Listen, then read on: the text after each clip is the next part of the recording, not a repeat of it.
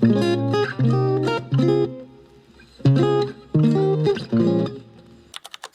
morning! Still in Taiwan, day 2, October 4. We're still in Hotel Midtown Richardson. So yeah, we're waiting on the elevator. Ba't ako nag-English? Ayan, magbe-breakfast muna tayo. Ano na? 8 a.m. na. Oops, nag-alarm yung cellphone ko. 8 a.m. na. So, silipin natin ulit yung mga pagkain nila. Papasok ka ng elevator. Oh, yung liwanag. Magandang araw. Tara. Nasa lobby na ulit tayo. Second floor, yung lobby nila. Ito yung magandang lobby nila. Wow, linis. Ang ganda. Pwede tumambay. Pero tatanong natin kung saan, kung meron bang gym. Tsaka swimming pool. Balitaan ko kayo. So, yung update. Meron daw silang gym, but they have no swimming pool here in Hotel Midtown Richardson. So, if you want to go to the gym, bababa ka lang sa B1, basement 1. So, ito lalakarin natin. Nasa B1 na tayo. Silipin natin ang gym. Gym. Nasaan na ang gym? Ay, ito. Ito yung gym, guys. Wait lang. Pakita ko. Ay, yung gym, oh. Kailangan ata ng top card. So, try natin gamitin ang ating key card. Papasok. Yon, gumana, bukas. Ay, ang ganda. Ang laki ng space niya. So, parang pwede kang mag-yoga or mag-stretching dyan. Tapos, dito may bike. More on bikes and treadmill sila dito. So, yun guys. So, tignan nyo. Kanilang breakfast area, may natural light setting. Ang ganda. Ang kayapa. Mas muna ulit tayo ng lobby. Papakita ko sa inyo kung saan yung breakfast area. So, pagbaba nyo, ito, papakita ko sa inyo. Yan. Naalala nyo yung escalator na yan. Sa entrance, kumanan kayo dito. Tapos, meron dito parang fake na lobby. Tapos, pasok kayo dito. Yan. Makita nyo, 9:30 ang last call and no sleepers. Ibigyan ulit nila kayo ng ganito where pwede nyong ilapag to sa table na gusto nyong pagkainan, tapos wala nang aagaw dapat niyan. Dapat sa inyo na yan. Yan, ganyan. Mas mapayapa ngayon, walang field trip, pero yun, halos same pa rin yung mga menu nila, yung food nila. Ito hindi na to kahapon kasi, braised knuckles. Tapos ngayon, braised seitan roll na siya. Try natin to. Pero same pa rin, meron pa rin bamboo shoot. Meron pa rin vegetable. Tapos ayun, bago na. French fries ng menu nila ngayon, kahapon chicken nuggets. Pero meron pa rin sausage, egg, and scrambled egg. Tapos dito, hindi natin na-highlight kahapon, pero meron sila ritong bread station. Yan. Bread station sila dyan. Tapos ngayon, radish cake ang kanilang menu. So, araw-araw nag-iiba-iba ang kanilang menu. So, don't have to worry na maumay kayo. Hindi kayo mauumay. Tapos ngayon, ano to? Squash, baked cheese squash, tapos fried rice. Iba na yung rice nila ngayon. Ito pala, meron pa rin braised pork knuckles. I was wrong. And, ayan, fried noodles. Yung salad area nila, halos same pa rin. Ang fruits area, may ibang nabago lang. Yes. It's lunchtime. Nandapos na ang aming Starbucks. Bye-bye. Bye, guys. Paglabas pala ng The Hive, meron dito meron palang 7-Eleven dito na malapit. So, yan. Tapos, yan. Sa kabilang side, yung Starbucks. Tapos, sa tapat, yung Bonchon. Diba? Marami kang magagawa dito sa The Hive. Mapapagastos ka talaga. Sakto 12 PM na ngayon and tirik na tirik pa rin yung araw. Sobrang tirik to. Sobrang liwanag and Ang init. Silip na ulit tayo. We're back dito sa Midtown Richardson, pero ang punta namin ay Ximending. So, ito, dadaan kami ng Ice Papa, 7-Eleven, and and paglapas ito yung mismong train station na, dire-diretso natin. Papakita ko sa inyo na literal na nasa likod lang ng Midtown Richardson Hotel yung Ximen Station. So kung kasama niyo yung mga family or meron kayong mga friends na ligawin, pwede dito na lang kayo mag-book sa Hotel Richardson para malapit sa station. Ayan. Guys, pagpababa ng papunta station, ang hangin kahit sobrang init sa labas, ang hangin dito sa loob. So, tignan nyo, pinahangin na yung buko. Pakita mo. Ayan. Oh, natin yung gumagano'n-ganon yung buko. Tapos, ayun, dito na tayo mag-lunch. Ayan, sa baba, may mga parang food stalls sila. Video kayo. Tapos ito, ay, ito guys, tingnan nyo. Sa baba ng MRT, pagka na-board lang kayo bigla sa MRT, pwede kayong mag-karaoke. Out of nowhere. Oo, ngayon, di ba? Palipas oras, pagka may inaantay kayo na late, karaoke muna kayo sa Coco Bar. Maliban doon sa Coco Bar, kung ayaw nyo namang maglibang, pwede kayong magtrabaho. Meron sila ritong hop. Ano, para meeting area siya. Di ba? Sulit. So yun, habol natin mga kasama natin kasi naiman tayo.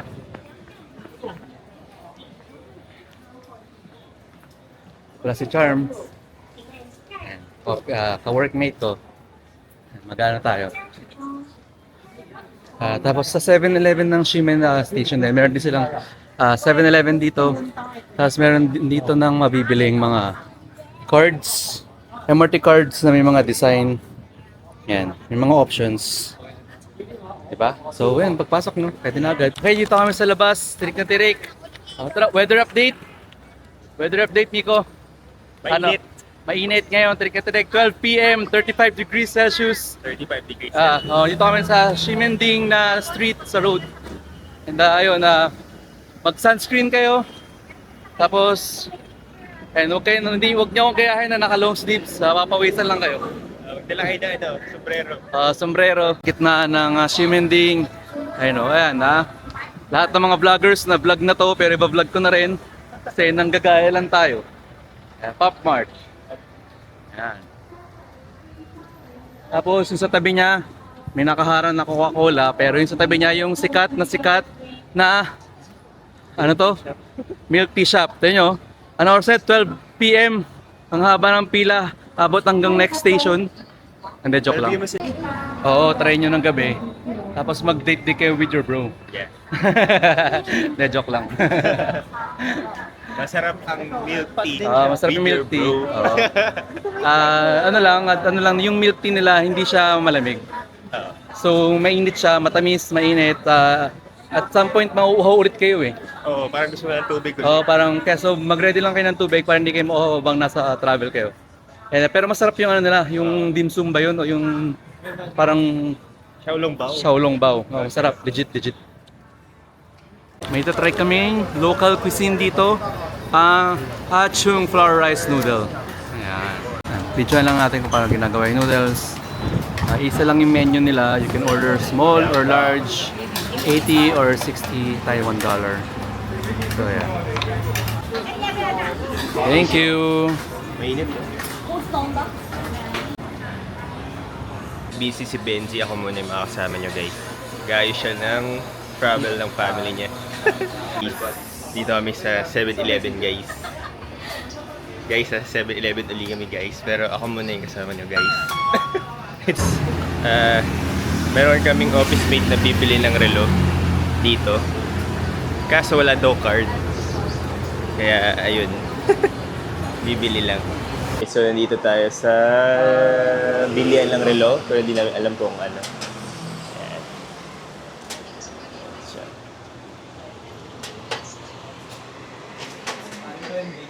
1853. Grabe, bibili ng relo. Ayun, no? Pakita mo nga ulit. So guys, Kumusta naman ang experience? mahirap pala maging vlogger guys kasi nabablanko. Lalo pag introvert, di mo na sasabihin. Wala yan, no? Dahil mga nasabi ngayon eh. Yeah, tapos Oo yung nga iba eh. ginagawa ganito pa yun. Hi guys! Ganun. Oy! Ganun. Try mo. Hi guys. Ayun, so ang hirap pala maging introvert na vlogger. Kasi hindi mo lang sasabihin mo, tapos may hiya ka itutok yung camera sa mga places kasi nga, baka awkward. Kailangan mo pala maging malakas loob mo. Oo, kailangan wala kang hiya. Kailangan Ganun. makapal mukha mo. Kaya pala yun. Ganun. Ayun guys, pabalik na kami. Nag-lunch break lang kami sa Ximending. Pabalik na ulit kami sa The Hive, yung office namin. Back to work. Natutuwa ko na See you later, guys. Trabaho Trabaho lang kami. recommend ako. Kasi masipag kami magtrabaho. Recommend ko siya. Bye-bye. Isa ka ng mother Thank you so much. Support Benzi, follow, subscribe. Agency. Agency, Benzi. Bye-bye. Ilang hours na lang kalapit na matapos yung work. So, Ingat, bye-bye. sinisipagan namin. We're doing our best. Tapos na pala yung work namin, so bumalik kami ng Ximending para puntahan yung green building nila, yung One Nian building. So makikita nyo yung paglagpas lang ng Pop Mart street sa left. Tapos sa pagpasok nyo, hanapin nyo lang yung escalator pababa ng basement 1 at maraming mga local food doon na hidden. Tapos ito nakita namin yung pinakasikat na beef noodles. And cash only nga pala guys ha. Tapos ayun no, kita nyo Michelin star restaurant sila. So sobrang recommended. Ito yung menu nila, post nyo na lang. Tapos ito na nga, ay nahitsura ng beef noodles. Ang sarap, ang dami, ang laman. Small lang in-order namin pero napakadami na. And yung Xiaolong Bao, napakasulit. As ito na, tara, kain na tayo. Hi guys, so tapos na kami kumain. Dito kami sa green na building sa ilalim, sa basement. Sarap dito. Ano siya? Beef noodles. Ang sarap. So, sobrang sarap niya, nakalimutan ko na mag-video. Ayan. So, yan, tama ko aking butihing kaibigan. Magpapaplex ka sa channel. Guys, di kami nagde-date, may kasama pa kami sa doon. Third wheeling yun. Sarap. Legit. Approve. Ngayon, may libreng toothpick sila guys. Ayun, tapos ngayon, lalabas kami, Ximending kami ngayon. Room. Guys, yung malapit doon sa Pop Mart, onding diretso lang, meron ditong street, puro pagkain. Wow! Puro street food. Yan o, para siyang yung para siyang yung sa Malaysia. Tsaka yung sa Korea, Myeongdong. Yun o, puro street foods. Sarap!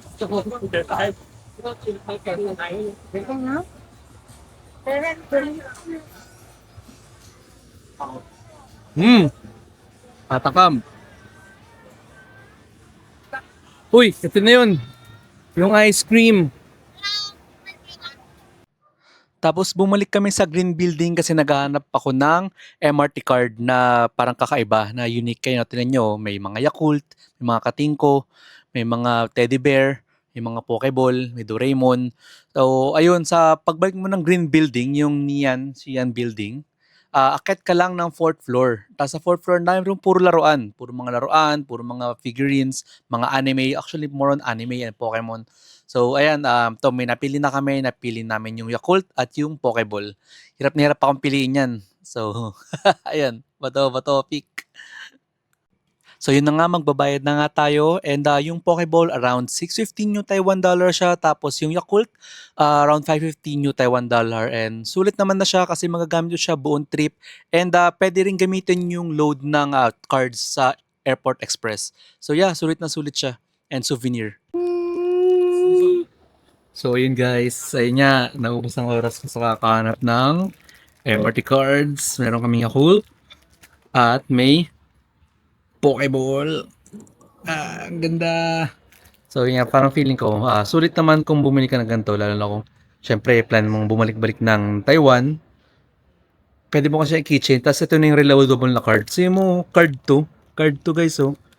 So, ayun. So, pwede naman yung normal card. Kasi syempre, parang mas nakaka-motivate bumalik para magamit yung yung card. So yun lang guys, out na ako for today. See you again tomorrow. At tomorrow magkikita na kami ng asawa ko. My wife, Maddie. So, see you.